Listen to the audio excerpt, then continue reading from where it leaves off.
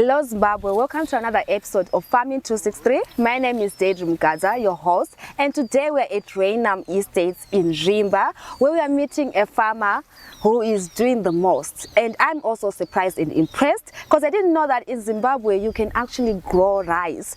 But let's go and look into what we are doing today. How are you doing?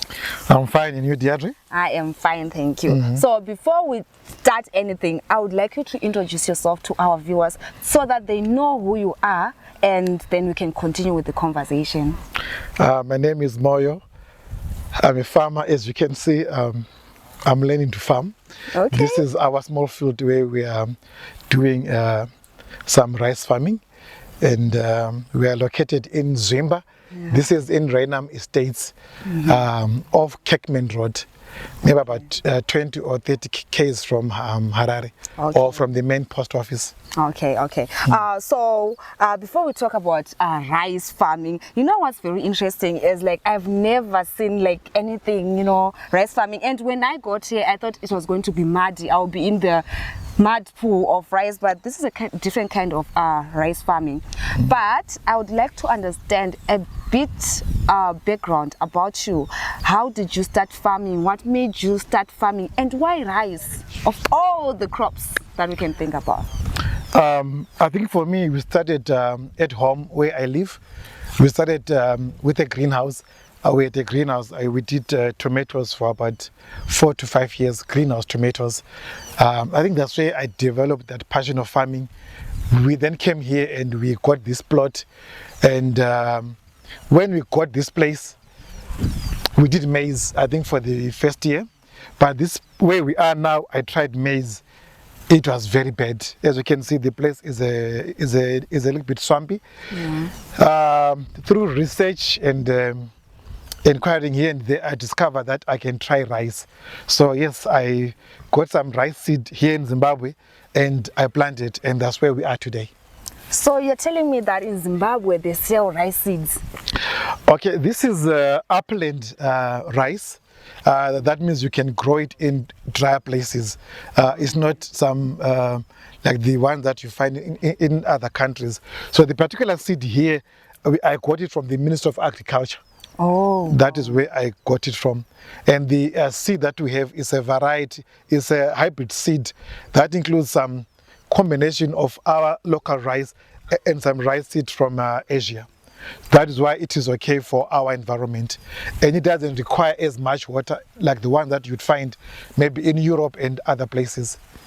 Knowledge is power, as they say.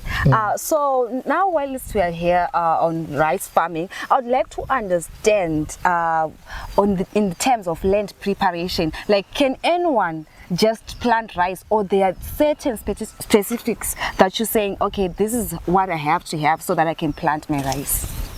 Okay, I think for me, okay, as you can realize here, this place is clay and it's swampy. And people would say rice needs a lot of water. This is rain-fed. We have no irrigation here. Interesting. This is very interesting. Yes. So we tried rice the first year and it was fine. But as to your question, land preparation is key. I think the first thing we did was soil analysis tests, and rice requires a soil pH of less than 7.5.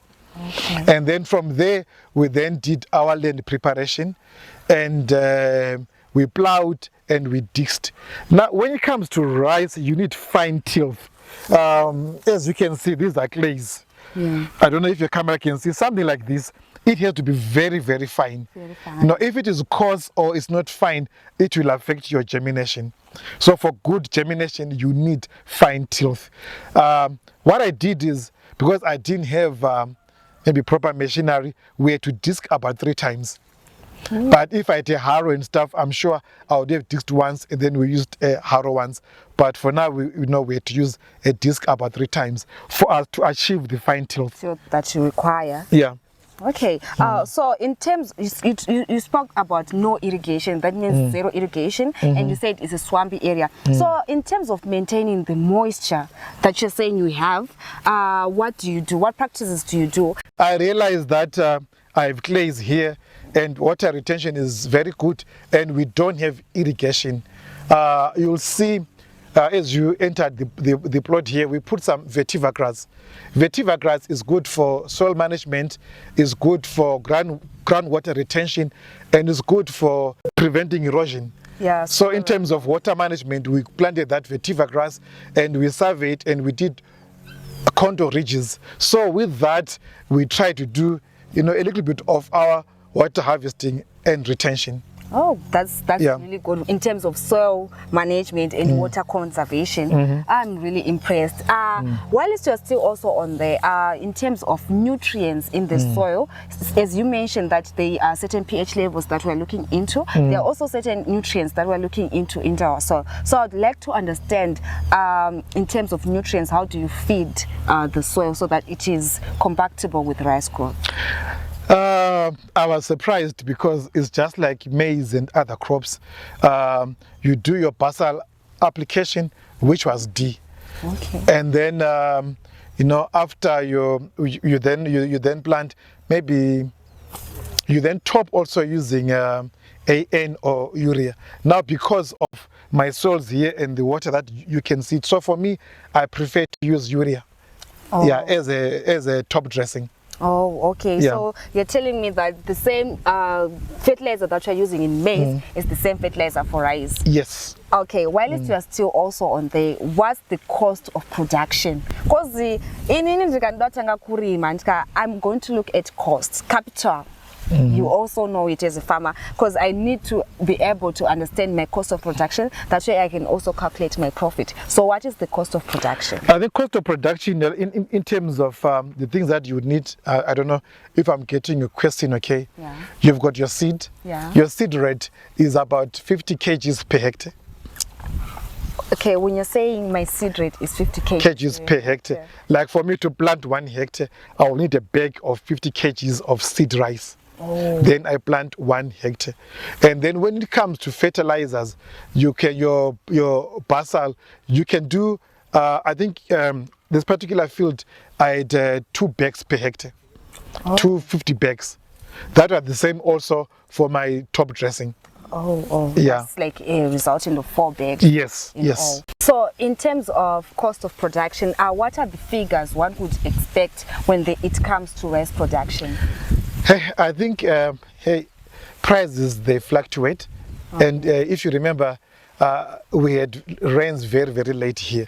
So in terms of the cost of our production here, like this year, they were very, very high because we had to plant about twice, because the first time we had the dry plant and there were no rains. And rains came, I think, end of December and January.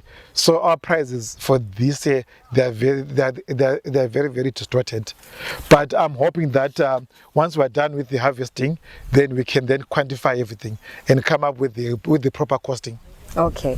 Yeah. We're talking about rice. In my thing that I love is to understand. Most of the shop, there's a packaging that rice, premium rice or graded rice. So I want to understand in terms of variety, how does that link to those packaging names that are given in the shops? Okay, the seed that we have here is called Nerica. It's acronym for New Rice for Africa. Oh. Yeah. Like so this particular rice, the one that you see here is Nerica 4, which is very high yield. You are looking at a yield maybe of about 3 to 4 tons per hectare. We have another one which is Nerica 1, which is aromatic. People would say maybe it's basmati, but the basmati one is from India. Okay. So this particular rice is also aromatic and is good. So while you're talking about Africa rice, right? Yeah. In terms of grain size, what influenced grain size? Since we are seeing here, it's swampy, but comparing to what a lot of people know or understand, they expect maybe water levels that are high when you have your rice. So what about grain size? I think about grain size, you need to know that, like when you plant, for example, the growth stage, it will take about 60 days, and the growth stage, you are looking at your germination and your panicle initiation. That will take about 60 days. And in terms of your rainfall patterns, you need 5 days of continuous rain, maybe with a total of about 20 millimeters. That will help your germination and your grain size. Then from there, you then go to your reproductive stage. It will take you another 30 days. Your reproductive stage is your panicle initiation and your heading. Okay. And then from there, you then go to the other 30. Okay. But again, grain size, this is different. Ours is not long and thin. Ours is medium sized. Okay. But it's still rice. Yeah, rice. Yeah, yeah. Okay. Now, pest potato production, I believe we also have to look into foreigners, zvinopinda maplants edu, that is pests and diseases that affect our rice. So what kind of diseases would one expect when they have ventured into rice production, and how can they tackle those? I think like now we're into harvesting. Our biggest culprit is birds. Wheat. Yes, like wheat. I know some people would maybe try to put poison, but for us, we don't do that. Okay. Sometimes we get some rice seed, we put it at a corner, then the birds will come and eat. Okay. And then we also use some scarecrows. Oh, right. Yeah, that we use. And then also, birds, I think the birds, they're also clever. So sometimes if they see a scarecrow, they get used to it. So we also change, like at times, we have someone with reckon. I know, yeah, and a catapult at your so because you get to know their times. Like they come maybe like 8 or 9, then they come around 3. Once you know their times, they visit your plant, your plot. You then also prepare for them. Okay. Yeah. Okay. So that is like the only thing that affects your rice. We have other pests like your caterpillars and what, but since we've been here for the past 3 years, really in terms of pest management, I think we haven't had any issues. Oh, that's really good. Yes. When it comes to a farm. And Yes. Okay, I have heard about the pests and diseases. Now let's go to my weeds. I feel like and when I'm looking into this field, it's very clean. So how do you do with weed management and the types of weeds that we can expect? Okay, thank you so much. For weed management, you have to cultivate, but the most important thing is that when you plant, what is the method of planting that you are using? Because you can broadcast, you can use a drilling method and a deepling method. As we can see, we have lines here. This is called a drilling method. Okay. And here we did not use seed, we transplanted. So we had our seed in a nursery and then we transplanted. We transplanted here. For the transplant to work here, you have to transplant maybe between 15 to 25 days. Okay. Then you know that you can do your transplanting. And after transplanting, we used hand weeding twice, and then we used chemical ones. That's why the field is like this. But I though prefer to use less chemicals and use hand weeding. More, yeah, I understand. Yes. And I can see how the uniformity of the field is giving nice aesthetics. Yes, I think then it's important so that when you transplant, you try to transplant over 1 day so that there is this uniformity of your crop. So time. Yes, timing is very good. Yeah. That's really. And also advantage about transplanting is once you transplant at 15 to 25 days, already you suppress weeds. Oh. Because there's that canopy of the shadow. Okay. Yeah. Terminologies. I'm learning. So now we're looking into like the modern, the new. Are there any new diseases that are involving or new weeds that are involving that? Like new, you understand my point. Yes. Last year you couldn't see it. Last year, but now, finding my new creatures, my aliens to the. I think weeds. You have your normal, your blackjacks that you try to control and suppress, But there's one particular weed. I'm sure I should be able to show you. The other section of the field in Shona is called uroi or bisa. In Ndebele is called umloi. Okay. And the English name is witchweed. The scientific name is Asiatica striga or just simply known as striker. It's a parasitic weed. It's very bad. It will go for your nutrients, it will go for your water, it will go for your sunlight. So to me, that weed, you have to control it. And what I've done after we remove this rice, to control the weed comes through lack of nitrogen. So we're hoping to do maybe to rotate with legumes like cowpeas and groundnuts. So that way you try to control it without using any chemical.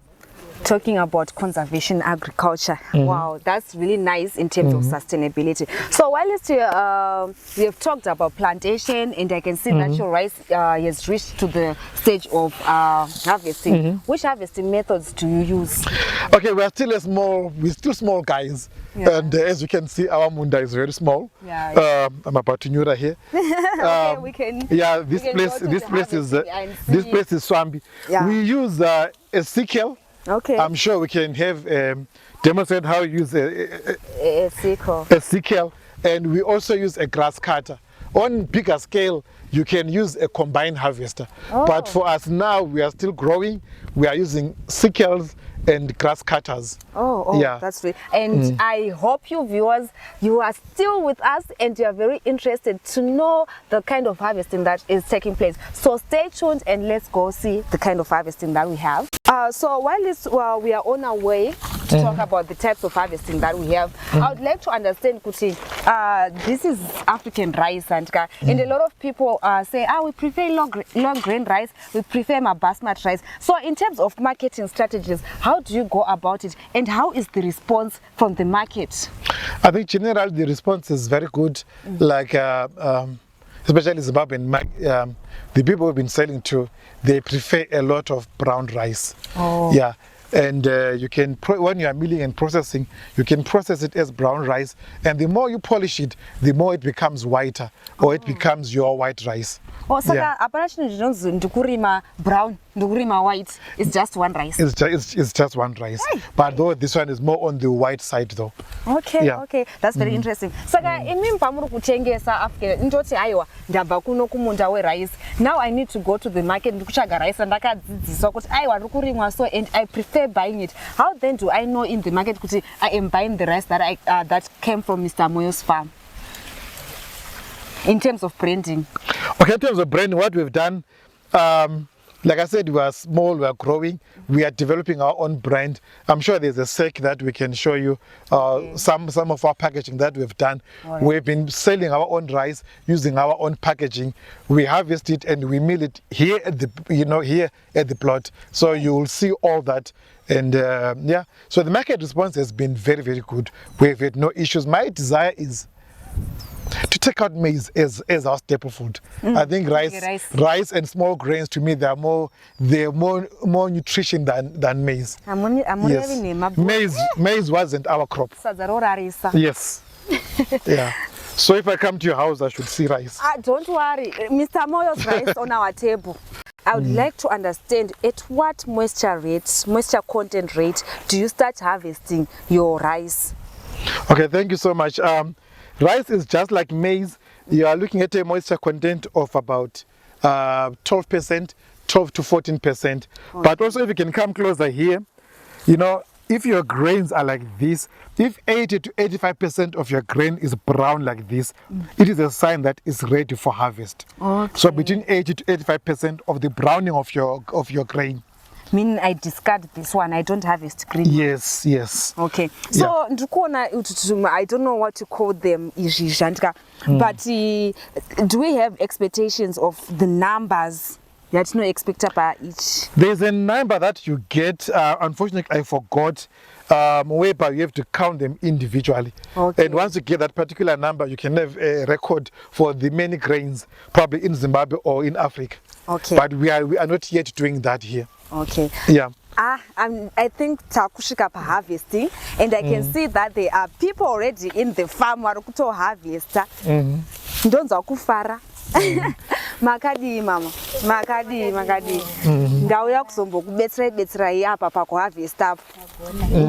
So this is one method of harvesting yatinayo kai. Yes, this is harvesting using a sickle. I'm sure we can use your free labor I don't. Yeah, ngevandiratidze Yes. kuti ndoita sei pakuharvesta apa. Bata mpunga wakaoma kudaro. Alright, alright. Tinobata. Bunch. Chichekera muzasi. Oh, Samtsaga chichekera muzasi. Rata green eso chisiyana ngesoto. oh. Hakozi zvamwe toshanda. Hard workers. Shandeni shambo. Okay. Sandifuna umeka sure that ndonedzi magreen card because yatova lossy. Mr. Moyo. Unaona tiyanyawo. Let me also show you. You see what you did. You talk about 2 or 3 bunches, but if you come to a field like this here, okay, you just go like this. You take main and you go like, All right. and then you put inside, All right. and then you go there. You do this. Yeah, this method is good, but it's a bit slow. That's why we prefer using the grass cutter or the combine harvester. Okay. But it's also a method of harvesting. To me, it is slow and is efficient. Okay. Yeah. Timbo. Maybe you want to try also. Asivi, utsvaga basi. Ngakugona. Zvikuita ndi? Mukukona. Maiwe. I don't know how much are we paying you for this? Mukangoti kana ka 10 per second nemagumi. Okay. I can see kuti harvester. Yes. You guys can see it. Now we are now at the other method of harvesting, and muri kungozvinzira mega kuti tava kuchirungu magetsi ari kushanda panapa. And now we are going to meet the guy who is operating the machine. Makadini zvenyu. Right, and I hope kuti muri kunzwika. Saka panapa tocheka sei rice redu tichiharvesta nekuti ndabva kusiku, but ndauda kuona kuti tichifambisa sei apa. Okay.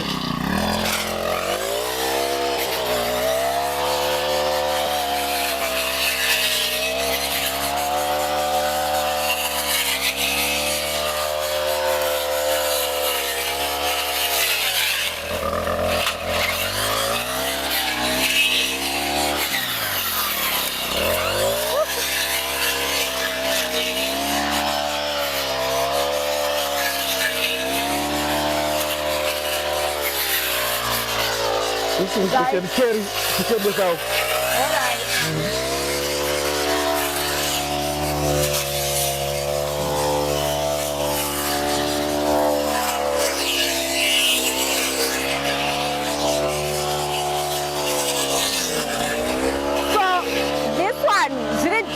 From our siku.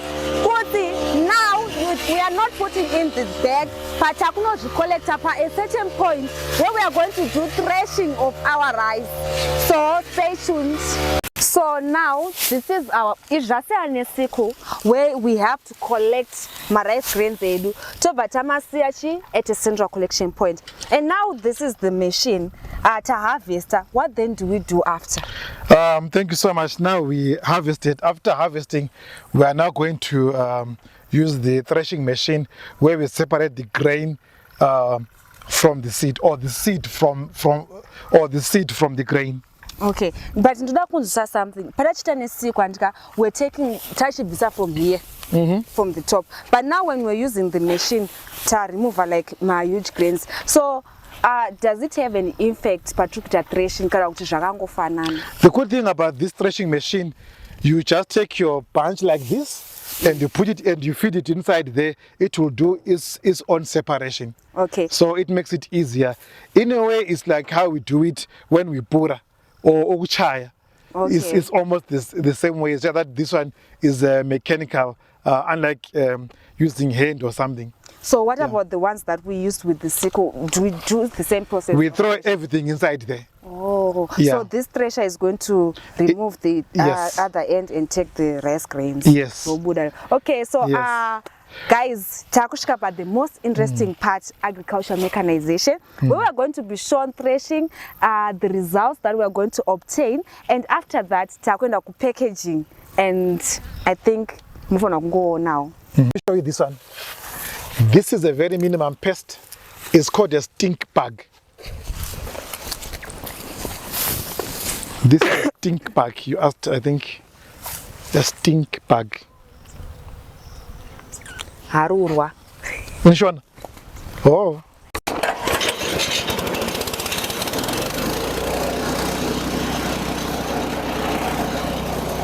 son.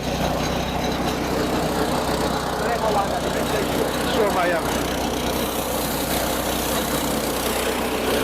Where's our packet here? Yeah. So this is it's coming out here.